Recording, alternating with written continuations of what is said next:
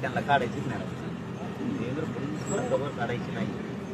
उलट त्याने फोकस लागली कोणाला तुम्ही पुढे म्हणून दगड पुढे करून पुढे देवेंद्र दी त्याने उलट त्याला माहिती करून दिली, त्याला फोकस लागलं होतं. नाही काव्यबाद माणूस आहे देवेंद्र फडणवीस, काव्यबाद माणूस आहे, त्याला काढायचंच नाही. काढायचं असेल पोलीस काय सोडून लावतात. मग हे केवळ राजकारण नाही, फायद्यासाठी फक्त लढायचं. त्याला नस कळालेली मराठ्यांचं मारामाऱ्या करणारी जात मराठ्यांची म्हणून ठेवलेली आहे. आमचा लय वापर केला आहे. आमच्या लोकांनी नुसत्या मारामाऱ्या करायच्या आणि मुली दही खायचं. आमच्या लेकरांचे वाटोळे झाले, आमच्या भोळ्यापणाचा फायदा घेतला. मराठ्यांचा 70-75 वर्ष सुद्धा वापर केला भांडणासाठी.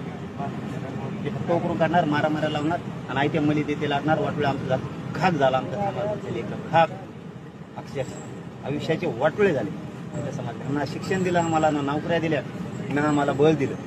फक्त हे असले कुटाने करायला लावले. अरे तो चल ना, मी त्याच दिवशी सांगितलं तू स्वतः चल. देवेंद्र फडणवीस साहेब तुम्ही स्वतः चला, मी बी येतो.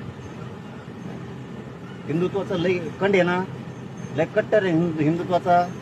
कट्टर असल्यावर मागं नसतो चल तू कसं काय निघत नाही बघू, तुला यायचं नाही इकडे ते खुटे ठोकून आम्हाला टाके गुतून आमचे पोरं सगळे.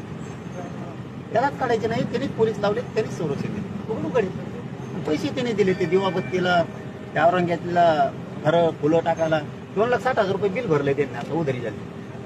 त्या कबरी भोवती पत्रांचं शरीर लावलेलं आहे. ते काय मी पण सांगितलं, लोक लय हुशार येतात, लोकांना कळालं ह्यो कावेबाज माणूस आहे. सूड भावनेनं वागतो मराठीशी. क्रूर आणि सूड भावनेनं वागणारा माणूस जर म्हणलं तर देवेंद्र फडणवीस. गोड बोलून सोंग करून सत्ता हस्तगत करायची आणि त्याच लोकांच्या मागं लागायचं ही त्याचा पिंड आहे.